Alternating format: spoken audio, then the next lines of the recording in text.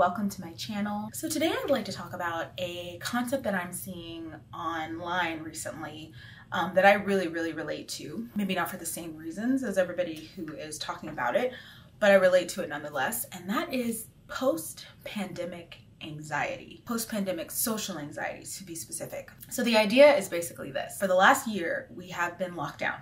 We've been in our homes, we've had our small social bubble of people, or we should have been experiencing it. I know there's always people that are doing their own thing regardless, but there's enough of us out there who that's how we've been living. We've been going place to place with masks on. We've been spending a lot of time alone. And now that the world is opening up again, there's a lot of big questions in people's mind. Questions like, do I remember how to socialize in big groups? What if I like people standing 6 feet away from me? What's it gonna be like when I have to follow up on all those "we'll meet up after the pandemic" invitations? I can totally relate to all of this, as I definitely have some post-pandemic anxiety. So I just wanna talk about that in this video, and that's what I'm gonna do. So the first thing that I saw people talking about online is just the general idea of the things that were instituted, the social things that were instituted during the pandemic, like staying 6 feet apart, only socializing with a small number of people, spending time alone and maybe not inviting just whomever over to your home. Those things were very comforting for a lot of people that I think before were trying to pretend as if they enjoyed large crowds. They enjoyed, maybe a packed bar where they had to be standing right on top of people. They enjoyed attending parties and other events, and holding them in their homes. I think you have a lot of people that go along with certain social norms because they're told that's the right thing to do. And if they don't do it, they're going to be a hermit. They're going to be an outcast. And I think the pandemic kind of gave people the opportunity to just take a breath. So when I see people nervous about going back into society to perform these rituals, I'm like, I'm right there with you. I've enjoyed the additional space in public places. I know one of the things that makes me anxious when I'm out and about is large packed crowds where I have to yell over people. Now, I do know some people were talking about missing these things, but for me, I much prefer being able to just talk at a regular tone. So I'm definitely, I understand like the anxiety with going back out and just having to deal with crowds again, with large groups of people again. And I don't know how we're gonna function, and I don't know. The next thing I see people talking about a lot is feeling like the pandemic gave them a way to take a break from relationships that may have been toxic, whether those are familiar relationship, friends, coworkers. Because of, working remotely and working from home, you no longer had to laugh in, a coworker's face, when you didn't find their joke funny, when you actually can't stand them, you don't have to pretend anymore. You just do the Zoom meeting and you, and move on with your life when it's over. You don't have to put on a show when you're at home. When it comes to friendships, maybe you didn't like spending a lot of time around a specific person, but you guys, know all the same people, you guys live in the same area, maybe you live close to each other, so it just happened that you saw them a lot. With the pandemic, with having to quarantine, and I know a lot of people like myself, I, just relocated completely during the pandemic. You didn't have to keep up those relationships because it was like, oh, sorry. Gotta socially distance, so no thank you. Even with family, I was reading online in one place where someone was like, look, man, I hate the holidays. I honestly hate big holidays. There's always fighting, there's always arguments. I feel stressed out. But this year, because we couldn't do big gatherings, I was able to just really enjoy it. I was with a few people, that I had been kind of in my socially distanced COVID bubble. And I was able to just enjoy it and take a deep breath. I didn't have to worry about making a big meal for all these people to come over and maybe this person wouldn't like this person wouldn't like that. I was able to relax and enjoy it. So I think the pandemic gave us a break from forced toxic communication that was not for our greatest good. And it's really awkward to think about how we're going to go back or ingratiate ourselves back into those types of relationships when we've discovered a new type of authenticity outside of them. I personally think a little part of you dies every time you have to interact with someone and they are toxic to you for whatever reason. They are not for your greatest good. I think a little part of you dies. And so I think spending time away from them sort of stores you back up. And yeah, it's gonna be weird deciding who you decide to keep those boundaries up with and who you're like, okay, I had a year break, let's go. Personally, I am probably going to keep the boundaries up. I've missed out on holidays. I've skipped out on holidays. I'm not a person in my family who people are like, she's got to make the turkey. So for me, it's fine to like, I've not gone to Thanksgiving. I'm not gone to Christmas. I've spent these things by myself. I will take that time away if need be. I don't have an issue with it, but I can see maybe it's my friend's roommate that they always bring, with them to the club. It's or to the bar, wherever we're hanging out now that we're so old. Or it's, my friend's significant other, or it's a coworker that so I can see some things that, I won't be able to get away from, but I just think in that way, you got to practice just useful ways of still keeping your distance, not signing on for certain things, sitting out of social engagements. And I think people tend to get the hint. Like once you decline something so many times, I think people are like, oh, okay, well, we just want to invite her because she's going to decline. But little do they know. Okay, the next thing I want to talk about when it comes to post-pandemic anxiety, I think is just a me thing. But I've been talking to some people, and it might be a me, you and you thing. Like it might just be a few of us out there who feel this way, but I have never been a person that's had like a big and beautiful, bountiful social life, if you can believe it. I've never been a person that has a lot of parties to go to. I've never been a person who my phone is just blowing up. I have all these dates. I've got to go. One of the things that I think has been good for my mental health, and at the same time I'm kind of like, is that I didn't have a lot of friends who got married. So a lot of people are like, oh, it's wedding season. And I'm like, oh, that's nice. Wedding season. What's that like? Because I've never had that period of time where I'm just going to wedding after wedding after wedding after wedding. Again, like I said, I think it's the universe's gift to me because the universe knows that I am incredibly triggered by the fact that I'll never get married. But at the same time, I'm like, oh, I would have enjoyed going to more weddings than I've been to. That being said, when the pandemic hit, a lot of people had to postpone their weddings. So I want to make it clear that I totally understand how traumatizing and upsetting and disappointing it was that people were not able to get married last year, how much money people had invested in it, how much thought, how much planning. I get it.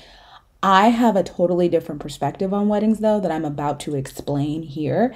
And if you've never been single for a really, really, really long time to where getting married is just as likely as you getting struck by lightning twice, then you won't understand my perspective. But if you have, then you'll understand where I'm coming from. So I don't at all like the fact that people couldn't get married the way they wanted to. It made me sad to see people talk about it on social media and to see people be sad about it on social media. However, I just have a different way of looking at it because of my personal life experiences. So I just wanted to say that. And one thing I can honestly say that I enjoyed was not going on social media and seeing all of the posts on my explore page about people's weddings or about people doing, or maybe like a friend would share something in their story or share something on their profile. Like, it's so weird. I wasn't being invited to them already, and that's fine.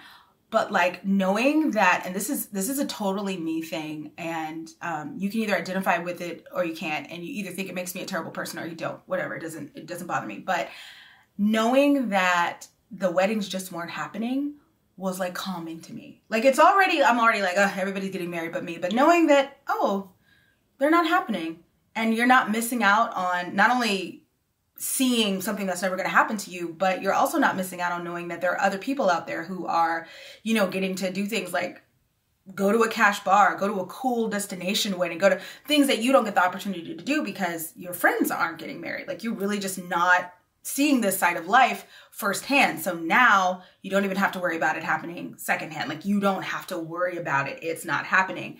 It brought me a sense of peace. Also, weddings are kind of an extreme thing to be worried about, but I always felt left out of simple things like people going to brunch. Let me clarify brunch. So I basically lived in the same place with the same social group for about 10 years after college. And as a result, I only sort of had that social group to interact with because of like my work schedule and my jobs. One of the people that I hung out with was a church musician, and so was always practicing to rest her voice on Saturdays and then busy from like 8 to 4 on Sundays. And she was my closest friend at the time. And then other people I saw, they had their families. We weren't close, or other people kind of just came in and out of my life. So I never really had the brunch crew in that way for the entire time I lived in Houston after my college experience. Then when I moved to LA, I just didn't meet people who had open schedules, where I knew where they would be. Either they were already planning, they already had brunch plans with their boyfriend, they already had brunch plans with their husband, they were doing this, they were doing that with this group of friends, that group of friends. I've mentioned before that when I got to LA, and I talk about this in my I'm Going Back to LA video, it was very hard for me to find a social group that I felt like, oh, I'm one of the group. So the weekend comes, I know I'm getting a call, the girls and I, or the girls and the guys and whomever, we're going out. And that just never happened when I lived in LA. So I will say that since I've been back in Houston and I'm now hanging around with a different group of people, I have been invited to more brunches, but we're also coming out of a pandemic. So it's still not a part of my life. I wanted to insert that here because I was just thinking about it after I made this video, and I was like, wait, you get invited to brunches all the time now.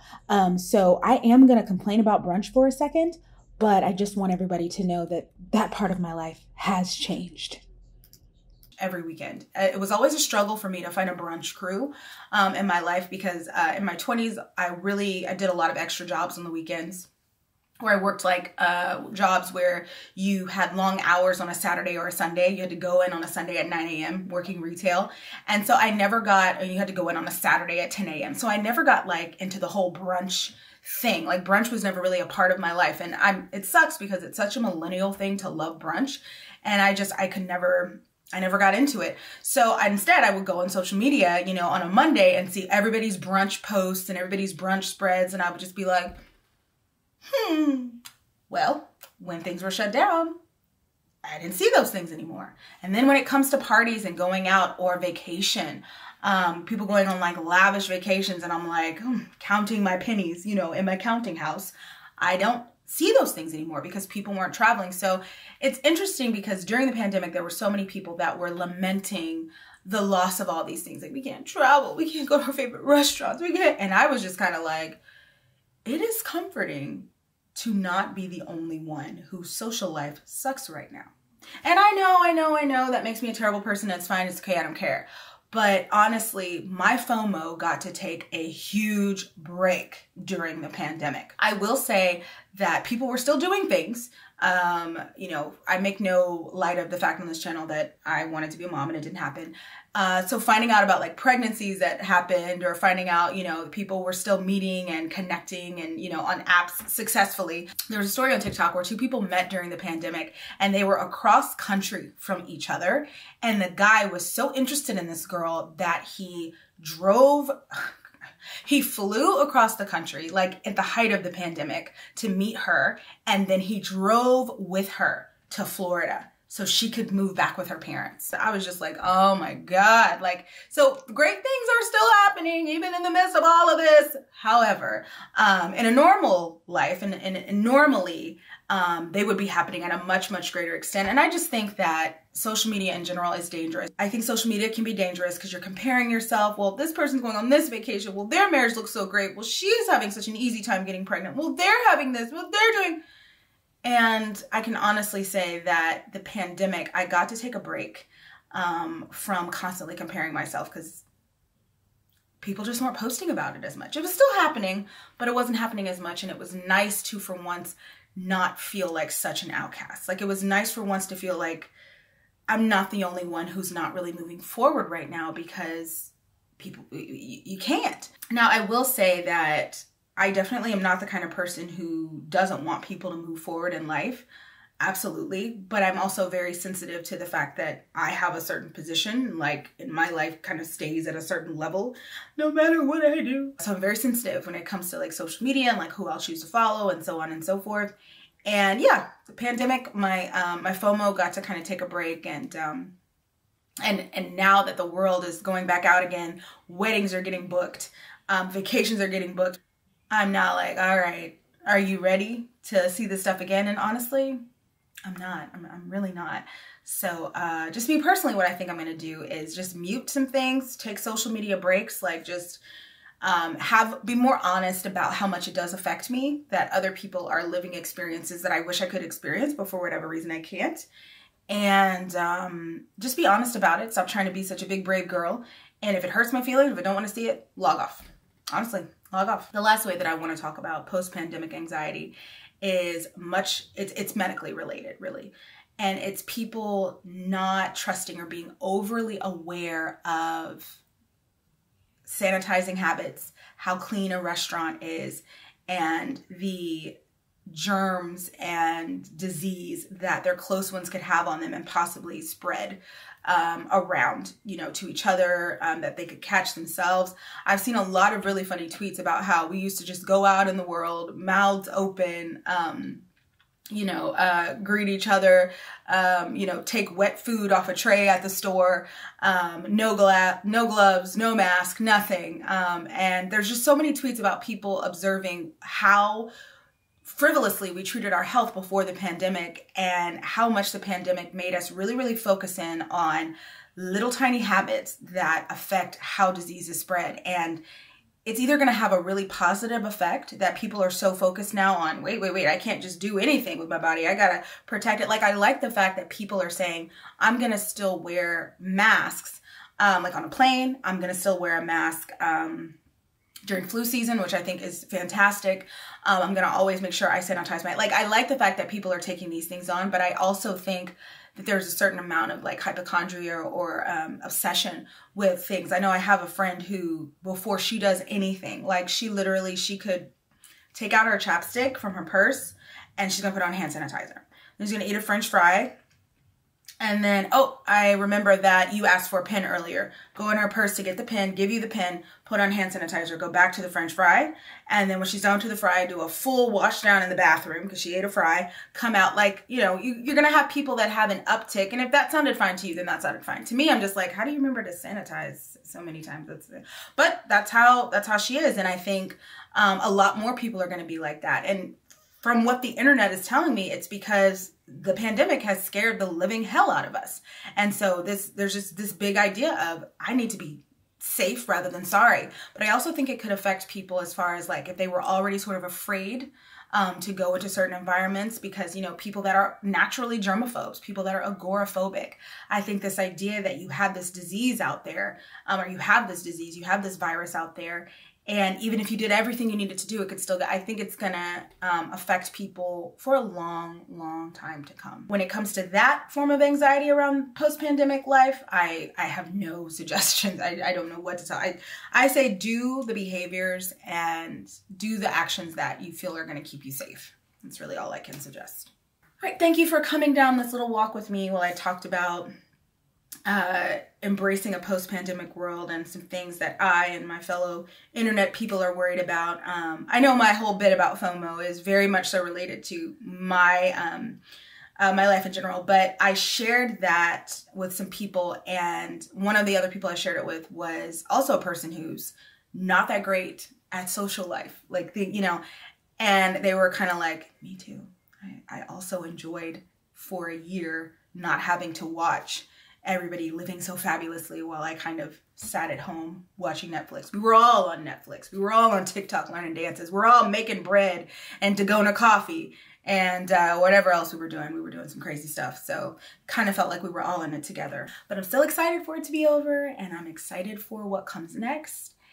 And I hope we as a people never have to go through anything like that again. So that's definitely the underlying silver lining in all this. Let's just do what we have to do to make sure we don't have to go through it again.